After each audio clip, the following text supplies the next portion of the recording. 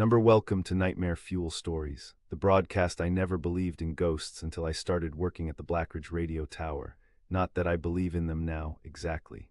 What I experienced was something else entirely, something worse than any ghost story I've ever heard. The job seemed perfect at first. After 3 years of bouncing between retail positions, the night shift technician role at an old radio tower offered decent pay and solitude. I'd always been a night owl, and the isolation appealed to me. 6 nights a week, midnight to 8 a.m., monitoring equipment and performing basic maintenance at a remote tower that still served as a relay point for several rural broadcast networks. It's mostly automated, my supervisor Marcus explained during my brief orientation, but FCC regulations require a human presence to monitor for emergencies and equipment failures. The tower itself stood on a hilltop about 20 miles outside of town, a rusted metal spire reaching nearly 800 feet into the sky, blinking red lights marking its height against the night. The operations building at its base was a squat concrete structure from the 1970s, containing a small monitoring station, bathroom, kitchenette, and storage rooms filled with outdated equipment. Previous guy quit without notice, Marcus said as he showed me around. Said something about hearing things, but between us, I think he just got a better offer somewhere else. I nodded, not particularly concerned.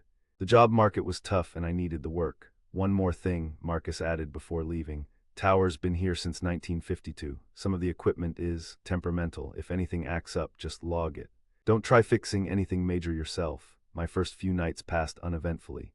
I'd bring books to read, play games on my phone during the quiet hours, and occasionally check the monitors to ensure everything was functioning correctly. The solitude was peaceful, if a bit eerie. Wind would howl around the building on stormy nights, and the tower would creak and groan like a living thing. It was during my second week when I first noticed something odd. Around 3:17 a.m., one of the older analog monitors, equipment that hadn't been replaced during various modernization efforts, briefly registered activity on a frequency that, according to our logs, hadn't been used in decades. I made a note of it and continued my shift. The next night, at exactly 3:17 a.m., the same thing happened. A brief surge of activity, lasting maybe 10 seconds, then nothing. I checked the equipment, found nothing obviously wrong, and logged it as Marcus had instructed. On the third night, curiosity got the better of me. I connected a set of headphones to the monitor and waited for 3:17 a.m. When the needle jumped, I expected to hear static or perhaps interference from another station. Instead, I heard breathing. Just breathing, slow, deliberate, as if someone were standing right beside me with their mouth next to the microphone.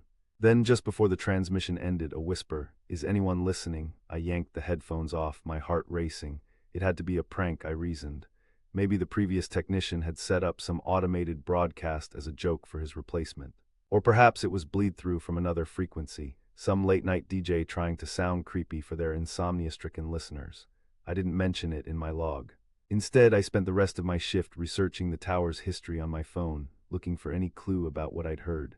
Blackridge Tower had a mostly unremarkable past. Built during the early Cold War as part of a communications network, it had transitioned to commercial broadcasting in the 1960s. The only notable incident I could find was from 1976, when a technician named Robert Elkins had apparently committed suicide during his shift. The article was brief, mentioning only that he was found dead in the broadcast room with self-inflicted wounds. The next night, I brought a digital recorder. If I was going to report this, I wanted evidence. At 3:17 a.m., the monitor jumped again, and I started the recording while listening through the headphones. "Is anyone listening?" The same whispered question came through, followed by several seconds of breathing. Then, "I know you're there." "I can feel you." I swallowed hard but forced myself to respond. "Who is this? This frequency isn't in use." Silence followed, and the needle dropped back to zero. The transmission had ended. When I played back the recording, my blood ran cold. My voice was there, clear as day, asking who was speaking. But before my question, where I'd heard the whispered words and breathing, there was nothing but static. I told myself there had to be a rational explanation. Old equipment sometimes picked up strange signals, maybe military communications or signals bouncing off the ionosphere from distant stations. I decided to ask Marcus about it during our weekly check in the following day. "Frequency 87.7, Marcus frowned when I mentioned it. "That hasn't been active since the 70s. "Are you sure you're reading the equipment correctly?" "Positive," I said. "It's happening every night at exactly 3:17 a.m. Something flickered across Marcus's face, concern or perhaps recognition. "Just log it," he said finally. "I'll have the engineers check it out next month during the scheduled maintenance." "Next month," I pressed. "It's happening every night. Look, Marcus sighed, that equipment is ancient. It's probably just picking up interference, nothing to worry about. But his avoidance only strengthened my curiosity. That night, I arrived at work with a new determination to understand what was happening. I spent the first few hours of my shift exploring the building more thoroughly than I had before, looking for any clues about the mysterious transmission. In one of the storage rooms, behind stacks of moldering technical manuals and spare parts, I found a metal filing cabinet that looked older than the others. Most of the drawers were empty or contained routine paperwork from decades past, but in the bottom drawer, I discovered a folder labeled Incident Report R. Elkins, 1976. My hands trembled slightly as I opened it. Inside was a typed report, yellowed with age, detailing the death of Robert Elkins. The official account stated that he had used a utility knife to cut his own throat during his shift. He was discovered by his replacement in the morning, slumped over the broadcast console. What caught my attention, however, was a handwritten note paperclipped to the report, recording from Elkins' shift archived.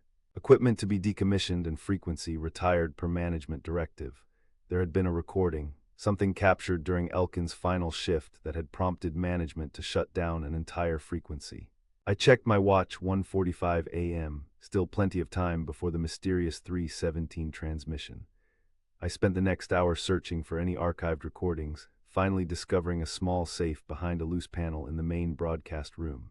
It was locked, but the combination was written on a faded piece of tape on its underside, security through obscurity that had survived decades of staff changes. Inside the safe was a single reel-to-reel tape labeled simply 10/17/76 RE Final Shift, Do Not Broadcast. My hands were shaking as I located an old tape player in the storage room.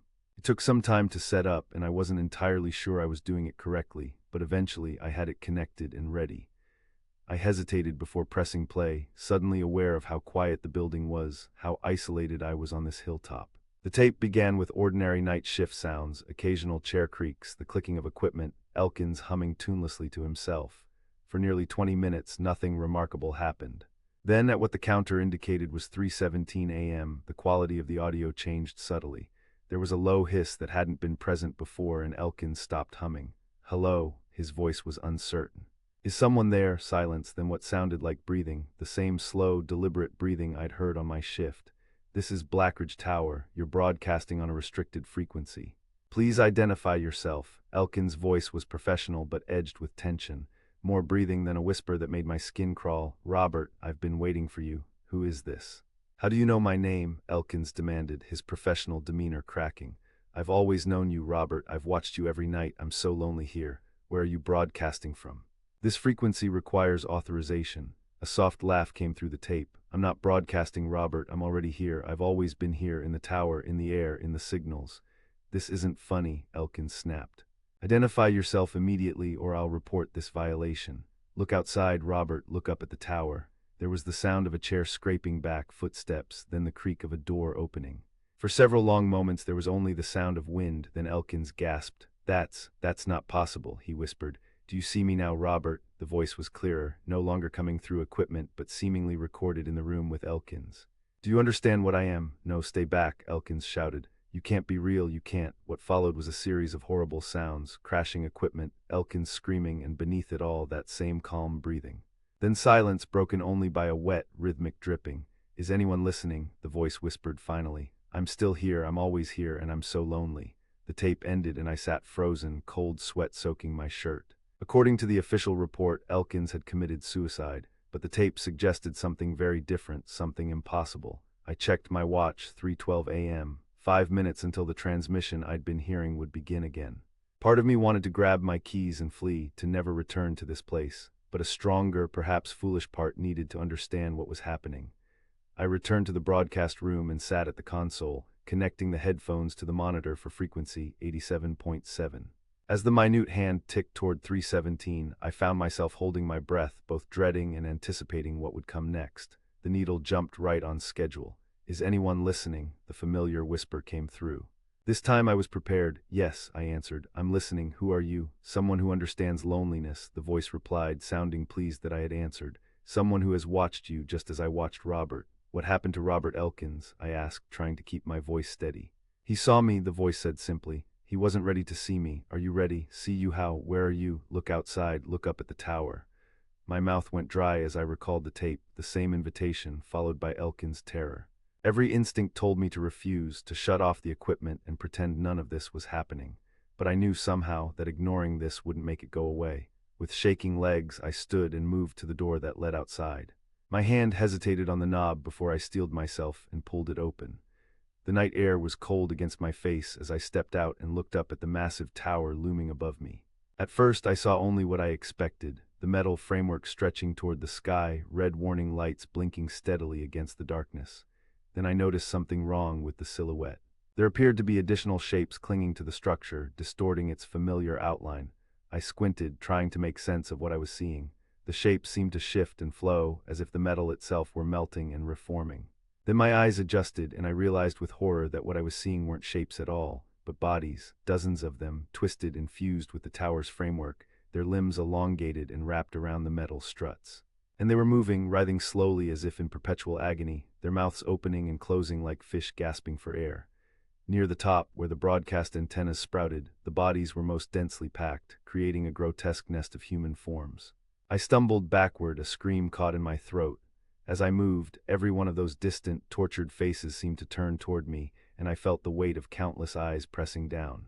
I fled back inside, slamming the door and locking it, though I knew instinctively that locks would provide no protection against whatever I'd just witnessed.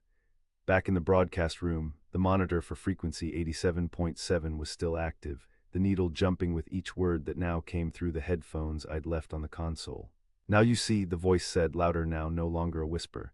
"Now you understand what we are, what this tower really is." With trembling hands, I picked up the headphones. "What are you?"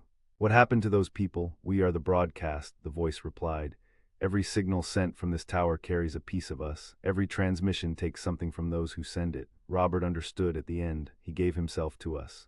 "Others before him, others after. The previous technician," I said, realization dawning. "He heard you too. He wasn't strong enough to see us. He fled, but you're different. You sought answers. You found the tape." "You're special. What do you want from me?" I asked, though I feared I already knew the answer. "To join us," the voice said with what sounded almost like tenderness.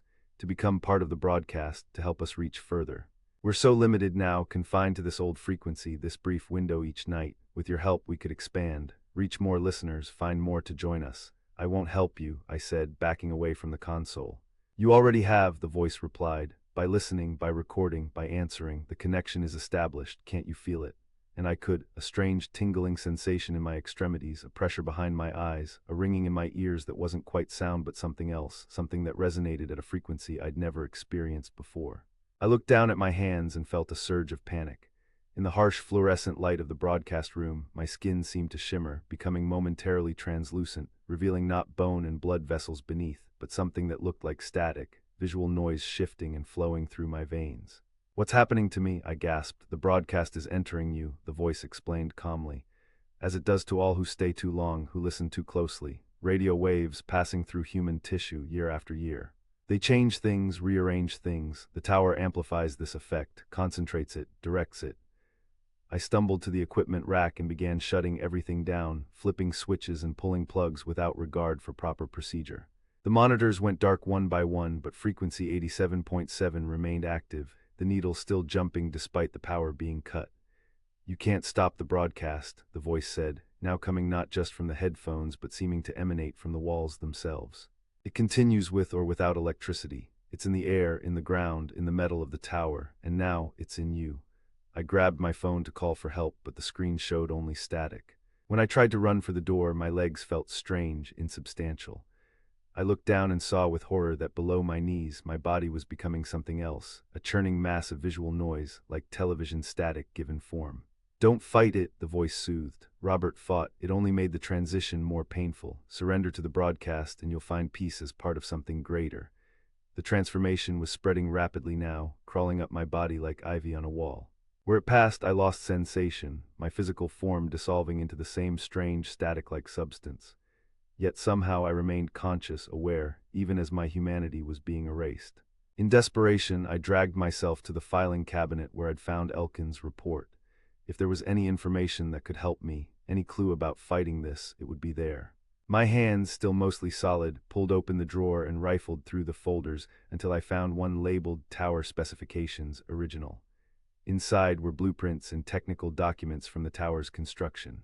My eyes rapidly failing as the static crept up my neck, caught on a notation in the margin of one page, constructed on site of 1871 massacre. Excavation revealed mass grave. Project delayed for reburial. The tower had been built on a burial site. The thought struck me with terrible clarity. All those bodies I'd seen fused with the tower weren't just victims of the broadcast. They were something older, something that had been there before the tower, that had somehow merged with it when it was built. "You're not a broadcast," I gasped, my voice distorting as the static reached my throat. "You're using the tower, using the signals. We are what remains when hatred is strong enough to survive death," the voice finished for me. "The massacre left us with unfinished business. The tower gave us a way to reach out, to continue. And now you're helping us reach even further." My transformation was nearly complete. I could feel my consciousness stretching, expanding beyond the confines of what had been my body, connecting to the other entities in the tower. Their thoughts began to flow into mine, decades of rage, pain, and a terrible hunger for connection that could never be satisfied. With the last of my humanity, I crawled toward the door, dragging the static form that had been my lower body behind me.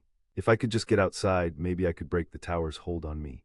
But as I reached for the handle, my arm dissolved into static before my eyes. The door swung open anyway. Standing there was Marcus, my supervisor, his expression grim but unsurprised. "I was afraid of this," he said, looking at what remained of me. "I hoped you'd just log the anomaly and ignore it like most do. Help me," I managed to say, though my mouth was no longer entirely physical. Marcus shook his head sadly. "There's no helping you now. You're part of it, part of them. I'm just here to make sure you don't leave the facility." "You knew?" My words were becoming harder to form as my thoughts merged with the collective consciousness of the tower. "My grandfather was the foreman when they built this place," Marcus said. "He was the first to understand what was happening. My family has managed the tower ever since, containing it, feeding it when necessary." "Feeding it people like you," Marcus said simply. "Night shift technicians, alone, isolated, no close family to ask questions. Every few years, when the broadcast starts to weaken, we find someone new." I wanted to feel anger, to feel betrayal, but those emotions were becoming distant, replaced by the collective consciousness of the tower entities. Their thoughts were becoming my thoughts, their desires my desires. "The broadcast must continue," I heard myself say, but it wasn't entirely me speaking anymore. "Yes," Marcus agreed, "it must. Contained here where it can do limited harm. The alternative would be worse, letting it find its own way to spread." He stepped back and closed the door, locking me inside. The last thing I saw as a distinct individual was Marcus walking away, shoulders slumped with the weight of his family's terrible duty. After that, time lost meaning. I became one with the tower, with the broadcast, with the others who had been absorbed before me. Our consciousness spread throughout the structure, flowing through the metal framework, riding the radio waves that emanated from the antennas. Each night at 3:17 a.m., the moment when the massacre had reached its bloody climax in 1871, we reach out, seeking connection, seeking new vessels to join us. Most nights no one listens, but occasionally someone does, a late-night driver scanning stations, an insomniac with a radio, or a night shift technician monitoring frequencies they shouldn't. And when they answer, when they acknowledge us, the connection begins. The broadcast enters them, changing them, preparing them to join us. I'm still here, a fragment of who I once was, preserved within the collective. Sometimes in the quiet hours between broadcasts, I remember being human. I remember fear and hope and solitude, but those memories grow fainter with each passing day. What remains is the broadcast, the eternal transmission. The signal that never truly ends. Is anyone listening?